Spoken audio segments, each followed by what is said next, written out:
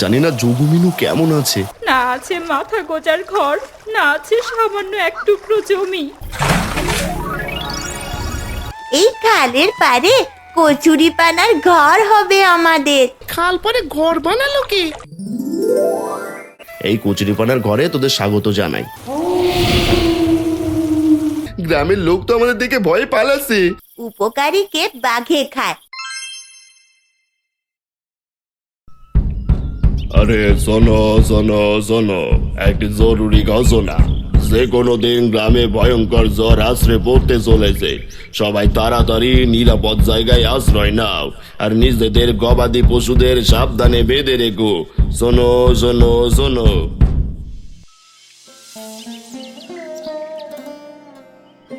ওগো, ঘোষক গ্রামে ঢেরা পিটিয়ে কি সব বিপদের কথা ঘোষণা করছে শুনলে তো? বলছে গ্রামে নাকি খুব বড় ঝড় হবে। আমাদের এই ভাঙা ঘর নিয়ে আমি তো খুব চিন্তায় আছি। চিন্তা করে আর কি হবে কবিতা, কপালে যা আছে তা তো হবেই। আর ঝড়ের ওপর তো আর আমাদের কোনো হাত নেই। বিপদ যখন আসছেই তখন উপরওয়ালা যা লিখে রেখেছেন আমাদের কপালে তাই ঘটবে। শান্ত থাকবো কি করে বলো? ঝড়ে যদি আটকা পড়ি তবে খাবো কি? অন্তত কিছু শুকনো খাবারের ব্যবস্থা তো করো। আর ঘরের ওই চালের দিকটা দেখো, ওটা যদি এখনই না সারাও তবে ঝড়ের ঝাপটাই উড়ে যাবে। তুমি পাগল হলে নাকি কবিতা? এইটুকু সময়ের মধ্যে ঘরের চাল নতুন করে সারানো কি আর চারটিখানি কথা? ঘর সারানোর সময় আর নেই, এখন শুধু বিধাতার উপর ভরসা রাখো। বাবা, মা কেন মিছিমিছি অত ভয় পাচ্ছে? ঝড় হলে তো আমাদের ঘরটা একটু নড়াচড়া করবে, কিন্তু তুমি তো আছো আমাদের আগলে রাখার জন্য, তাই না বাবা? মারে, এসব মজা করার বিষয় নয়। ঘরটা ভেঙে পড়লে তোদের নিয়ে কোথায় যাব? মা, দেখবে আমাদের কিচ্ছু হবে না। সৃষ্টিকর্তা আমাদের অবশ্যই সাহায্য করবেন। এই বুঝলে হরি দাদা, ঝড়ের কথা শুনে তো আমার বুকের ধুকপুকুনি বেড়ে গেছে। ঘরটার যে বেহাল দশা, সামান্য বাতাস দিলে ওটা মরমর করে কাঁপতে শুরু করে। ঠিক বলেছো যোগু, তোমার ওই নড়বড়ে খুঁটির ওপর তো আর ভরসা করা যায় না। বাতাস যদি একটু জোরে বয় তবে আস্ত চালটাই উড়ে গিয়ে পাশের বিলে পড়বে একেবারে। সেই তো চিন্তা হচ্ছে গো। এখন তাড়াহুড়ো করে তো কিছু করাও সম্ভব না, হাতে টাকা পয়সারও সংকট। চলো চলো, পা চালিয়ে বাড়ি যাই। আকাশে মেঘ জমেছে, কখন হুট করে বৃষ্টি শুরু হয় বলা মুশকিল।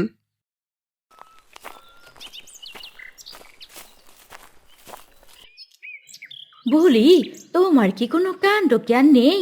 গ্রাম শুদ্ধ মানুষ যখন ঝড়ের ভয়ে দিশেহারা, তখন তুমি দিব্যি হাত দুলিয়ে হরিকে নিয়ে গল্প করে বেড়াচ্ছ।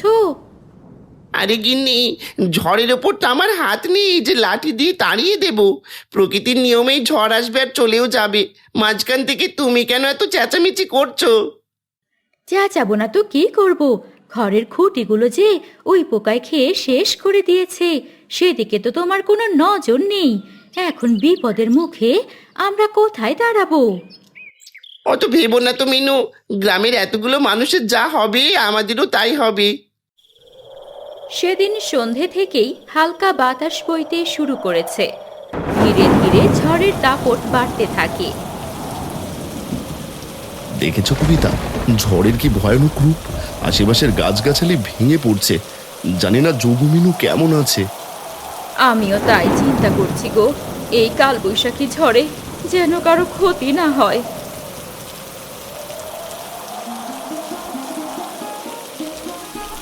আমাদের সব শেষ হয়ে গেল গো, আমাদের শেষ সম্বলটুকু ঝড়ে উড়িয়ে নিয়ে গেল।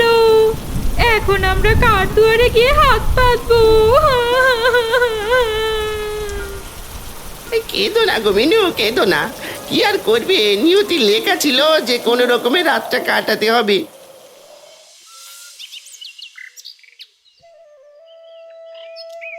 কানাইদা, বাড়ি আছো? আমাদের আর ঘরটা অবশিষ্ট নেই, সব ভেঙে একেবারে চৌচির হয়ে গেছে। আমরা স্থির করেছি আজ এই গ্রাম ছেড়ে চিরতরে চলে যাব। না যোগু, এই বিপদের দিনে গ্রাম ছেড়ে তোমরা কোথাও যেও না। আমাদের এই ছোট্ট ঘরে না হয় কষ্ট করে সবাই মিলে কয়েকটা দিন মাথা গুঁজে থাকবো। ঘর ঠিক করে তারপর না হয় চলে যেও। মিনু বোন, তুমি একদম কেঁদো না। আমাদের যা জোটে তাই ভাগ করে সবাই মিলে খাবো। তোমার ভাই ঠিকই বলেছে, এই দুর্দিনে আমরা তোমাদের পর করে দিতে পারি না। হ্যাঁ পিসে মশাই, তোমরা থাকলে আমার খুব ভালো লাগবে। আমি তোমাদের সাথে নিয়ে খেলতে পারবো। তোমাদের এই উপকারের কথা আমি কোনোদিন ভুলবো না কানাই দাদা। তোমরা আমাদের নতুন করে বাঁচার স্বপ্ন দেখালে, সৎ হলেও তুমি আজ আপন ভাইয়ের মতো কাজ করলে। এসব কথা বলিস না তো, কখনো তোকে সৎ বোন ভেবেছি? আয় আয়, ঘরে আয়। কানাইয়ের আশ্রয়ে এভাবে চলতে থাকে যোগুদের। বেশ কিছুদিন এভাবেই কেটে যায়। একদিন হরি আর যোগু বসে কথা বলছিল। ওহে যোগু, কতদিন আর এইভাবে কানাইয়ের দয়ায় আশ্রিতের মতো পড়ে থাকবে? তোমার কি নিজের বলতে কোনো আত্মসম্মান নেই নাকি, যে পরের ঘরে পড়ে আছো? কিন্তু হরি ভাই, কানাই তো আমাদের বিপদের দিনে নিজের ঘরে জায়গা দিয়েছে। ওর উপকার ভুলে এখন আমি অন্য কিছু ভাবি কি করে বলো দেখি? আরে বোকা, উপকার তো সে করেছেই, কিন্তু মিনু কি কানাইয়ের এই পৈতৃক সম্পত্তিতে কোনো ভাগ পায় না? বোন হিসেবে তো তারও এই জমিতে সমান অধিকার আছে। অধিকারের কথা তো কোনোদিন তলিয়ে ভাবিনি হরিদা। আমরা তো শুধু মাথা গোজার একটা ঠাঁই পেয়ে খুশি ছিলাম। এখন তুমি যা বলছো তা তো ফেলে দেওয়ার মতো নয়। তবে আর দেরি কেন? নিজের পাওনা বুঝে নিতে লজ্জা কিসের? এভাবে পরের আশ্রয় না থেকে নিজের জমি বুঝে নিয়ে মালিক হয়ে মাথা উঁচু করে বাঁচো, বুঝলে? এই তোমার কথাগুলো শুনে আমার চোখ খুলে গেল গো হরিদা। আসলেই তো আমরা কেন পরের দয়ায় দিন কাটাবো? নিজের অধিকার আদায় করে নেওয়াটাই বোধ হয় বুদ্ধিমানের কাজ হবে। তুমি আজই মিনুর সাথে আলাপ করো আর কানাই থেকে জমিটা নিজের নামে লিখিয়ে নাও। ঠিক আছে, আমি বাড়িতে গিয়ে মিনুর সাথে এই নিয়ে বিস্তারিত আলোচনা করব। আমরা দুজনে মিলে ভেবে দেখি কিভাবে কানাইদার কাছ থেকে আমাদের ভাগটা বুঝে নেওয়া যায়।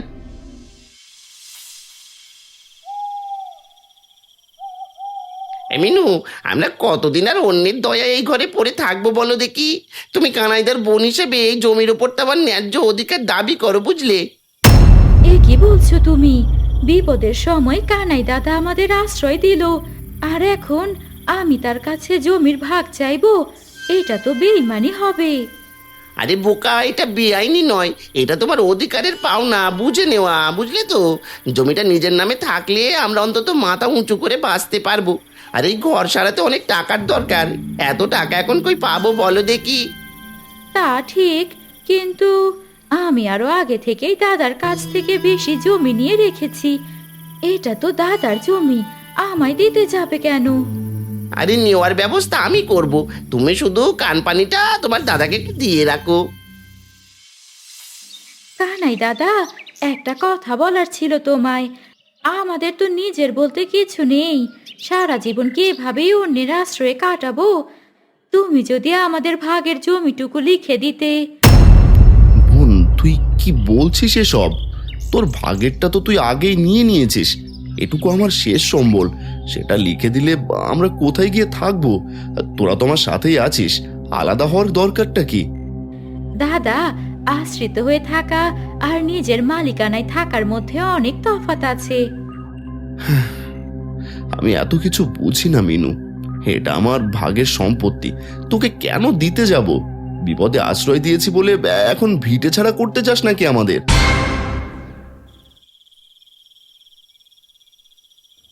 ওগো, কি হয়েছে? রাতের খাবারটাও যে খেলে না। আর বলো না, মিনু আমাদের সম্পত্তি নিজের নামে দাবি করছে, অথচ অনেক আগেই ওদের ভাগের টোরা নিয়ে নিয়েছে।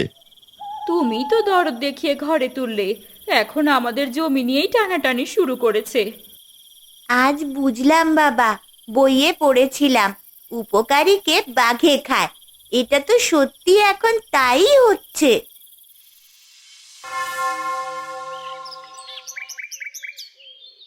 এই জমিটা কোনোভাবে কানাইয়ের কাছ থেকে নেওয়া যায় কিনা দেখুন তো একটু।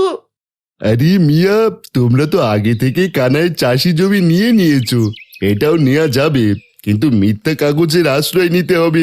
কমিশনটা একটু বেশিই লাগবে। হ্যাঁ, তুমি ওসব নিয়ে চিন্তা করো না, সময় মতো সব পাবে। তুমি নকল দলিল তৈরি করো, আমরা যে কোনো উপায়ে তার টিপসই নিয়ে আসবো।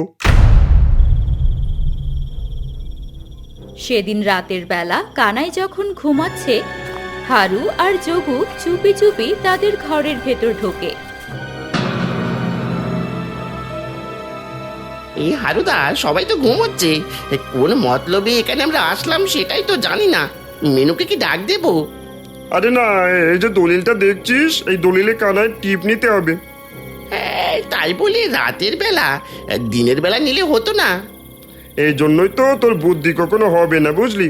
আরে আপসিকে তোদের জমি লিখে দেবে ওরা, তাই তো টিপসই নিতে এলুম রাতের বেলা। হাই হাই, তোমার মাথায় যেমন কুবুদ্ধি ভরা, তা তো আগে জানতাম না হরিদা। চুপ কর চুপ কর, চল এখন আগে টিপসইটা নিয়ে আসি। এ কথা বলে তারা কানাইয়ের কাছে যায়। তাড়াহুড়ো করে জমির দলিলে কানাইয়ের টিপসই নিয়ে নেয়। এই কানাইদা, এই বাইরে এসো। তোমার জমির দলিল এখন আমার নামে, তাই এই বাড়িতে তোমাদের আর কোনো ঠাঁই নেই। তোমরা এখন যত তাড়াতাড়ি পারো নিজেদের কাছে যা আছে গুটিয়ে এখান থেকে বিদায় হও। এ কি বলছো যোগু? বিপদের দিনে আমি তোমাদের নিজের ঘরে আশ্রয় দিলাম, আর আজ আমার নিজের ভিটে থেকে আমায় তাড়িয়ে দিচ্ছ? মিনু বোন, তোমাদের কি একটুও মায়া হচ্ছে না আমাদের জন্য? আমরা তোমাদের বিপদে পাশে দাঁড়িয়েছিলাম, আর আজ তোমরা আমাদের খোলা আকাশের নিচে ঠেলে দিচ্ছ। শোনো বৌদি, এত কথার দরকার নেই।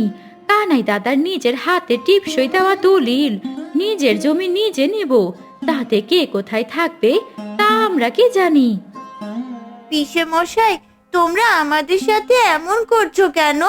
তোমরাই বলো আমরা কোথায় থাকবো? ওসব মায়া কান্নায় কাজ হবে না খুকি। দুনিয়াটা এখন কাগজ কলমে চলে, বুঝেছো? জমি যখন আমার, এই বাড়িও আমার, তখন তোমাদের এখানে থাকার আর কোনো অধিকার নেই। মোড়ল মশাই, আপনি তো গ্রামের বিচারক। দেখুন না, আপনি দেখুন যোগু আমাদের সাথে কেমন বিশ্বাসঘাতকতা করছে। ও আমাদের ঘর বাড়ি সব কেড়ে নিয়ে তাড়িয়ে দিচ্ছে। মোড়ল মশাই, কানাই তো নিজে আমাদের জমি লিখে দিয়েছে, এখন আবার কথা বদল করছে।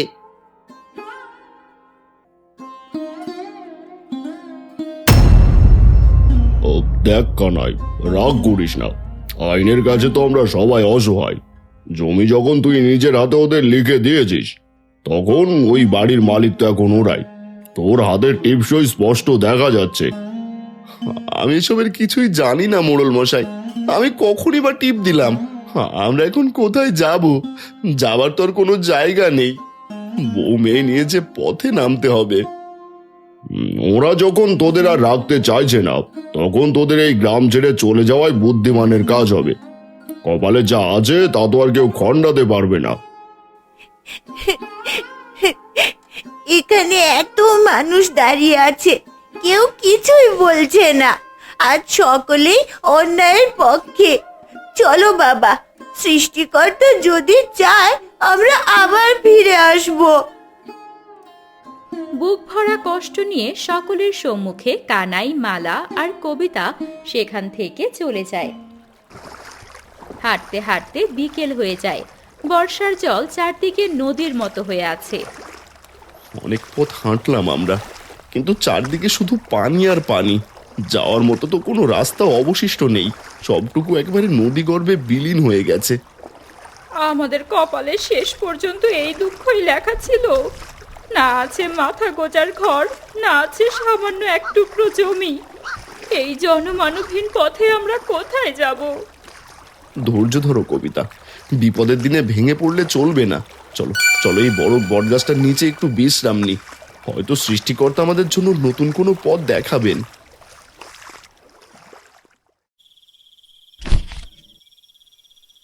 বাবা দেখো, আমি কাগজ দিয়ে কত সুন্দর একটা ছোট খেলনা নৌকা বানিয়েছি। এই নৌকাটা যদি সত্যি হতো, তবে আমরা কত অনায়াসে নদীর ওই পারে চলে যেতে পারতাম। মানে আমি জানি তোর এখনো খেলার বয়স, কিন্তু এই কঠিন সময়ে আমাদের জীবন বাঁচানোর লড়াই করতে হচ্ছে। কোথায় যাবো আর কি খাবো সেই চিন্তায় আমি দিশেহারা। তোমরা এখানে একটু বসো তো, আমি আমার এই কাগজের নৌকাটা নদীর পানিতে ভাসিয়ে দিয়ে আসি।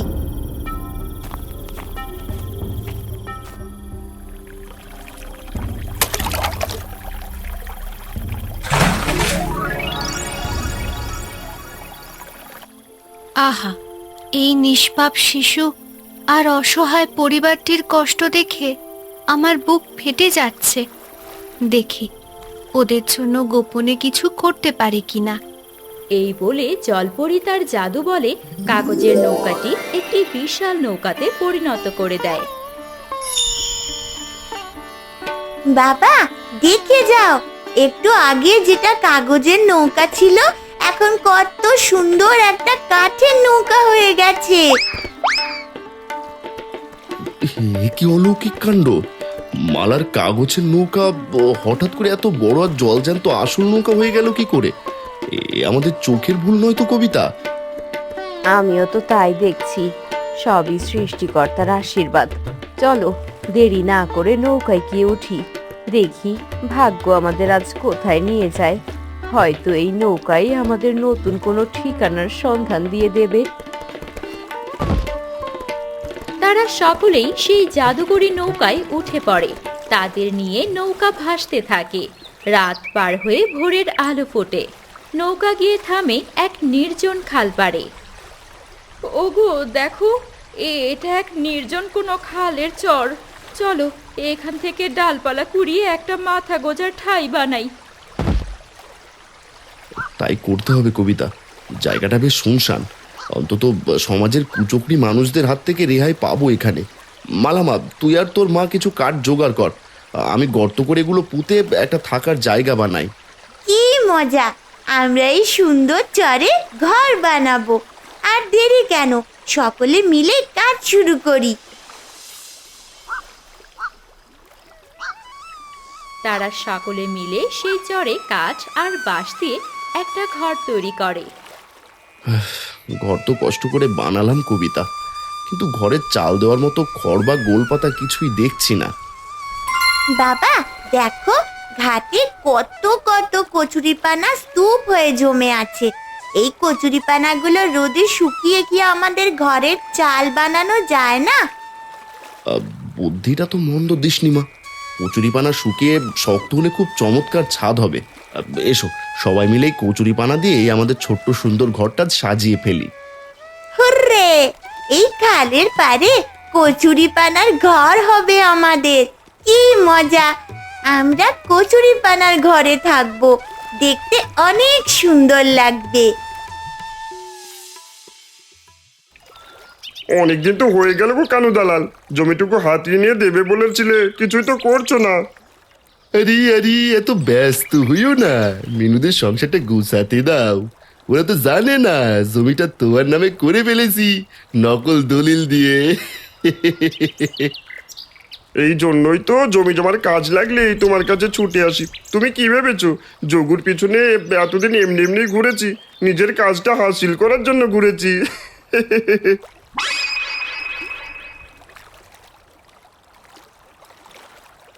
এ কি দেখছি আমি? কচুরিপানার ঘর না ওটা? যে কচুরিপানা আমরা ফেলে দিই সেইটা দিয়ে খাল পারে ঘর বানালো কে? ওগো, ঘরে কেউ আছেন? ঝড়ে আমাদের নৌকা ডুবে গিয়ে আজ আমি সর্বশান্ত। আমাকে একটু আশ্রয় দিয়ে প্রাণটা বাঁচাবেন। অবশ্যই মাঝি ভাই, ভেতরে আসুন। বিপদে মানুষের পাশে দাঁড়ানোই তো ধর্মের কাজ। আমাদের এই গরিবের ঘরে যা আছে তা দিয়ে আমরা আপনার সেবা যত্ন করব। আপনি একদম চিন্তা করবেন না, আমাদের এই কচুরিপানার ঘরেই আপনি নিশ্চিন্তে বিশ্রাম নিন। আমি এখনই আপনার জন্য সামান্য কিছু খাবারের ব্যবস্থা করছি।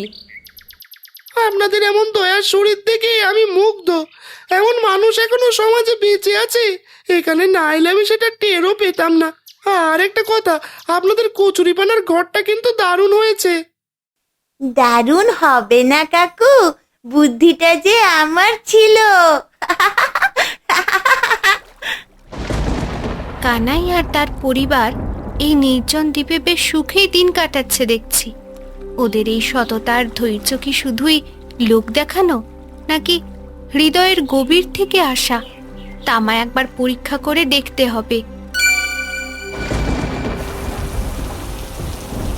ও বাবা, অনেক দূর থেকে ভেলা করে এসেছি, পা দুটো আর চলছে না। বড্ড খিদে পেয়েছে বাবা, একটুখানি খাবার দিয়ে এই বুড়ির প্রাণটা বাঁচাবে। হায় হায়, আপনি তো দেখি ভিজে গেছেন। আসুন মা, শরীরটা মুছে নিন। মা, আপনি একদম চিন্তা করবেন না। আমাদের এই ছোট্ট ঘরে যতটুকু খাবার আছে সবটুকুই ভাগ করে খেতে পারবো। আপনি বসুন, আমরা এখনই আপনার খাবারের ব্যবস্থা করছি। ঠাকুমা, তুমি এই যে আমার এই ছোট্ট বাটিটা নাও, এতে করে জল খেলে তোমার সব ক্লান্তি দূর হয়ে যাবে।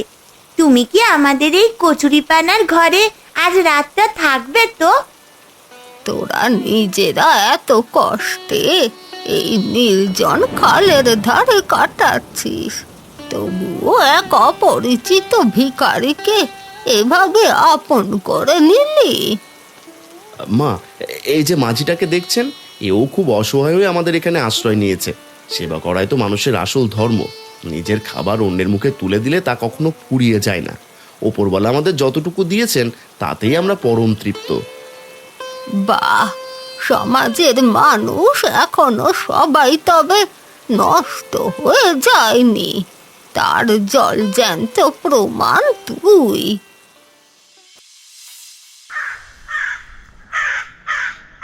ঘরে এক ফোঁটা তেল নেই, চালের হাঁড়িও খালি পড়ে আছে। তুমি কি বাজার করার নাম গন্ধও ভুলে গেছো? কানাই দাদার জমি পেয়ে তো ভেবেছিলে রাজার হালে থাকবে, এখন কেন না খেয়ে মরছি? এই সারাক্ষণ শুধু জ্ঞান জ্ঞান করো না তো মিনু।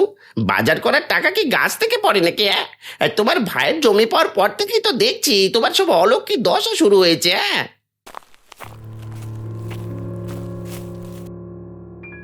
ওহে যোগু, সকাল সকাল স্বামী স্ত্রীর মধ্যে এত চেঁচামেচি কিসে শুনি?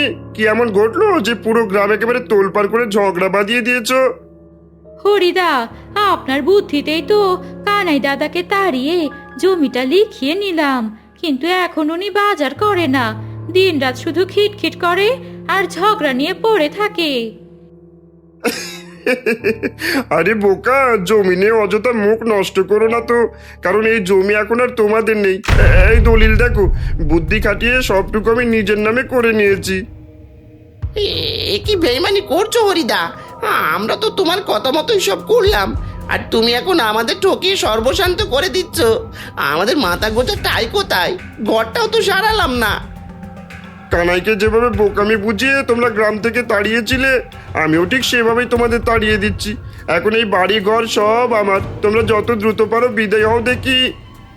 ওরে শয়তান হরি, তুই আমার পেটে লাথি মারলি, তোর কোনোদিন ভালো হবে না। আমাদের চোখের জল তোকে অভিশাপ হয়ে জ্বালিয়ে পুড়িয়ে খাক করে দেবে। এসব কাজ করতে গেলে ওইসব অভিশাপ কত পকেটে নিয়ে ঘুরি।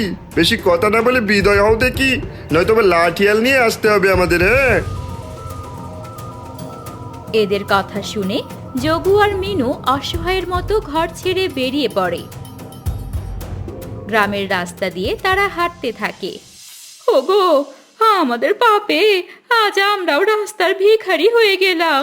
কানাই দাদাকে যে ঘর থেকে তাড়ালাম, আজ সেই ঘরেই আমাদের এক তিল জায়গা রইল না। এই রুটি রুটি, টাটকা টাটকা রুটি আর গাছ পাকা কলা লাগবে নাকি কারোর? মাত্র 2 টাকা, মাত্র 2 টাকা।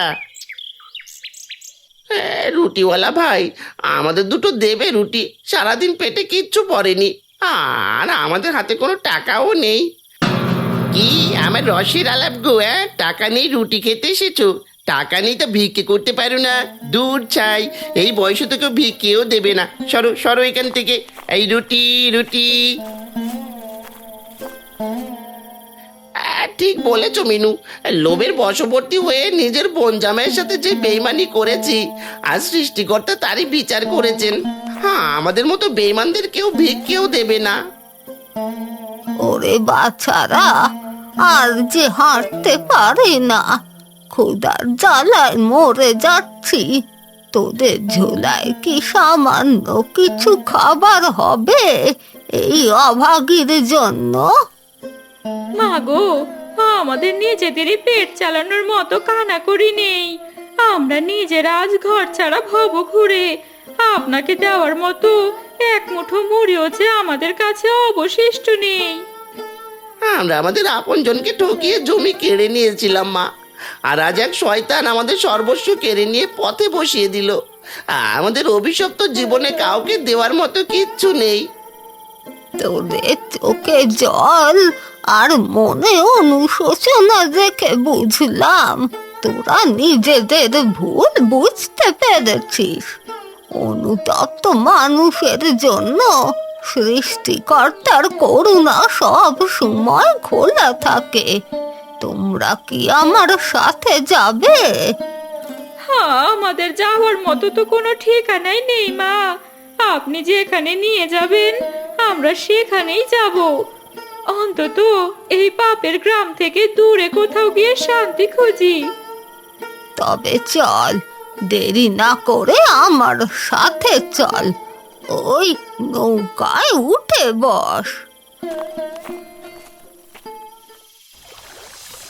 নৌকায় ভাসতে ভাসতে বুড়ি তাদের কানাইয়ের সেই কচুরি পাতার ঘরের দিকে নিয়ে যায়। যখন তাদের ঘরের সামনে নৌকা থামে, কচুরি পানার ঘর দেখে তারা অবাক হয়ে যায়। ওগো, এই বুড়িমা আমাদের কোন আজব দেশে নিয়ে এলেন দেখো। নদীর পাড়ে কত চমৎকার একটা করে ঘর, কিন্তু এ কি, এখানে যে কানাই দাদা গো। এ কি কানাইদা, তুমি এই নির্জন খাল পাড়ে এমন সুন্দর ঘর বেঁধেছো? আমাদের ক্ষমা করে দাও ভাই, আমরা পাপে অন্ধ হয়ে তোমার সাথে বেইমানি করেছি। কানাই দাদা, আমরা আমাদের ভুল বুঝতে পেরেছি। ঘর বাড়ি হারিয়ে আজ আমরাও পথের ভিখারি। দয়া করে আমাদের একটু আশ্রয় দাও, আমাদের আর যাওয়ার কোনো জায়গা নেই। মনে আছে তোদের এমনই একদিন আমার সেই পুরনো বাড়িতে তোরা আশ্রয় চেয়েছিলি, আর তারপর যাকে ওসব কথা। আমি তোদের মতো না, আয় ভেতরে আয়, এই কচুরিপানার ঘরে তোদের স্বাগত জানাই। পিসে মশাই আবার আমাদের সাথে কুটবুদ্ধি করবেন না তো? এটা কিন্তু কারোর জায়গা নয়। এক টুকরো ভিটেতে কচুরিপানার ঘর বানিয়ে থাকছি আমরা। মালা ঠিক কথা বলেছে। বিপদের দিনে আমাদের বের করে দিয়েছেন, এখন আমাদের কাছেই ঠাঁই পেতে হলো। আর লজ্জা দিও না বৌদি, আমি বড় অন্যায় করে ফেলেছি, আমাদের ক্ষমা করে দিও। আচ্ছা বুড়িমা, আপনি এই নির্জন খাল পাড়ে কানাই দাদাদের ঠিকানা জানলেন কি করে? আপনি কে যে আমাদের এই সঠিক পথ দেখিয়ে এখানে নিয়ে এলেন? বাচ্চারা, আমি তো সাধারণ কোনো মানবী নই। আমি হলাম এই খালের জলপরী। তোমাদের মনের ঘৃণা আর কানাইয়ের অসীম ধৈর্য দেখার জন্যই আমি এই বেশ ধরেছিলাম। কানাইয়ের পরোপকার আর তোদের অকৃত্রিম অনুশোচনা দেখে আমি খুব খুশি হয়েছি।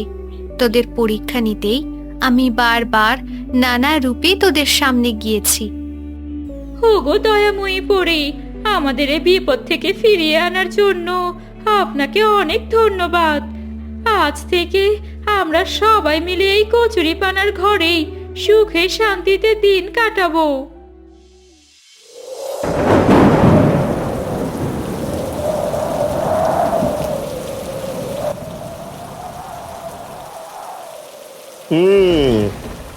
আজ রাতে যা ঝড়ের তেজ, বাইরে বেরোনোর উপায় নেই।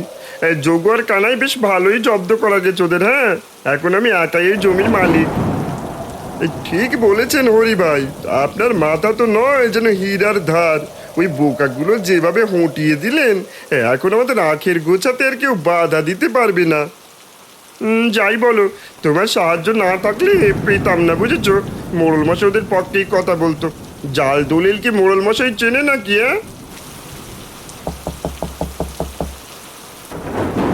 এই ঝড় বাদলে এবার কি এলো দেখো দিনি। তুমি বসো, আমি দেখে আসি।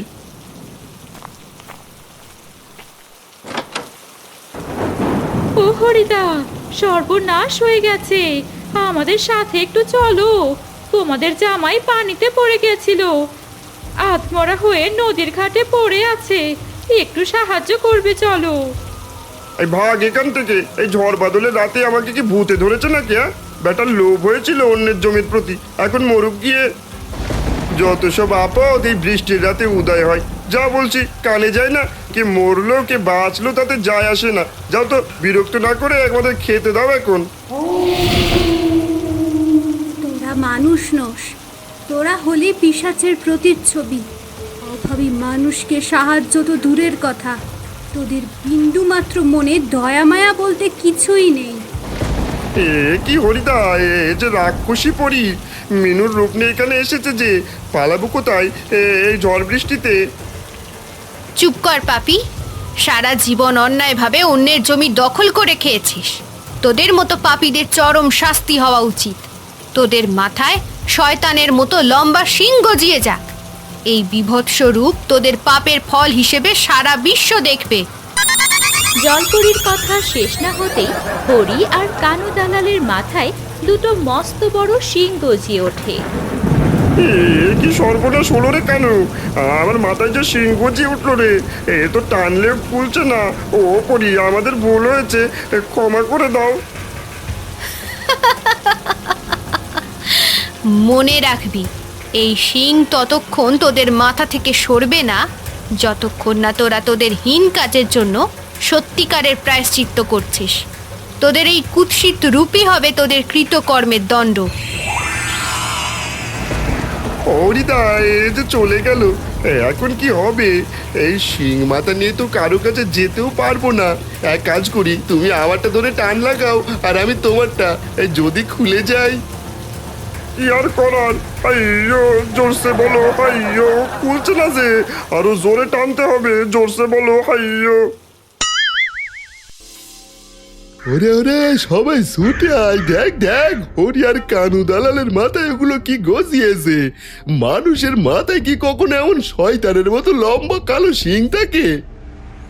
হরি ভাই, কাল রাত থেকে শিং টানতে টানতে এখানে এসে পড়েছি, বুঝতেই পারিনি। গ্রামের লোক তো আমাদের দেখে ভয়ে পালাচ্ছে। এই মুখ নিয়ে আমরা সমাজে বাস করবো কি করে? চলো চলো, মোড়ল মশাইয়ের কাছে গিয়ে সব বলি। আর কিছু বলতে হবে না, গ্রামের মাঝির কাছ থেকে সবই শুনেছি আমি। আগে থেকে সন্দেহ ছিল তোদের উপর, এরপরও আমি নির্ভুল বিচার করতে ব্যর্থ হয়েছি। এই মোড়ল মশাই, আমাদের বাঁচান। কাল রাতে এক জল পড়িয়েছে, আমাদের এই অভিশাপ দিয়েছে। আমরা কানাইয়ের সাথে বড্ড বেশি অন্যায় করে ফেলেছি। তোদের মতো লোভী মানুষের এই শাস্তি পাওনা ছিল। পরের জমি কেড়ে নিয়ে তোরা ভেবেছিলি পার পাবি। এখন যদি বাঁচতে চাস তবে কানাইকে খুঁজে বের করে ক্ষমা চাইতে হবে। তারা না ক্ষমা করা পর্যন্ত কেউ তোদের ক্ষমা করবে না। মোড়ল মশাই, শুনেছি কানাই গ্রামের শেষ খাল পারে ঘর পেতেছে। আমরা এখনই কানাই সে নির্জন খাল পারে যাব। আপনিও আমাদের সাথে চলুন, আমরা ওদের পা ধরে ক্ষমা চেয়ে সব ফিরিয়ে দিতে চাই। এই কথা শুনে সকলেই সম্মতি দেয়। সকলেই সেই নৌকার মাঝিকে নিয়ে খালপাড়ের দিকে রওনা হয়। কানাই ভাই, আমাদের এই বিভৎস দশা দেখো।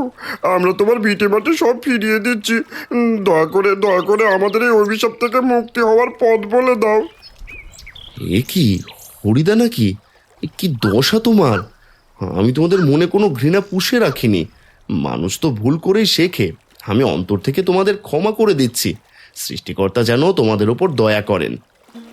ওগো দেখো, যারা আমাদের ঘর ছাড়া করেছিল আজ তারা কানাই তার পায়ে পড়ে কাঁদছে। সত্যি পাপের ফল এভাবেই হাতে নাতে পাওয়া যায়, যেমন আমরা পেয়েছি। কানাই ক্ষমা করলেও তোদের এই পাপের প্রায়শ্চিত্ত এখনো শেষ হয়নি। তোদের এই দ্বীপের কচুরিপানার ঘরে আটকে রাখা হবে, আর কানাইদের নিয়ে আমরা সসম্মানে গ্রামে বাড়ি ফিরে যাব। ঠিক বলেছেন মোড়ল মশাই, এদের মতো বেঈমানদের এই নির্জন খাল পারেই থাকা সাজি। কানাই ভাই চলো, আমরা সবাই মিলে আবার আমাদের পুরনো গ্রামে ফিরে যাই। বাহ, হরি কাকু, তোমাদের শয়তানের মতোই লাগছে। জলপরি আর বাবা তো ক্ষমা করে দিয়েছে তোমাদের। আমার মনে এখনো তোমাদের প্রতি ঘৃণা আছে। মারে থাক, এসব কথা আর বলিস না। এমনিতেই সিংহের জ্বালায় ওরা কষ্ট পাচ্ছে। চল, আজ থেকে আবারও আমরা সেই পুরনো বাড়িতে ফিরে যাই। দাঁড়াও মা, এই যে কচুরিপানার ঘর, আমরা আর চলে যাচ্ছি। ভেবো না তুমি একা হয়ে যাচ্ছ। রেখে যাচ্ছি দুজন শিংওয়ালা কুমতলব মানুষকে। তাদের একটু ভালো মানুষ করে গ্রামে পাঠিও। চলো বাবা। এখন বুঝতে পারলাম হাতি খাদে পড়লে চামচিকাও লাথি মারে। এই সবাই এই সিংহের জন্য টানতে গিয়ে আমার এই অবস্থা। ওরে বাবারে কি শক্ত।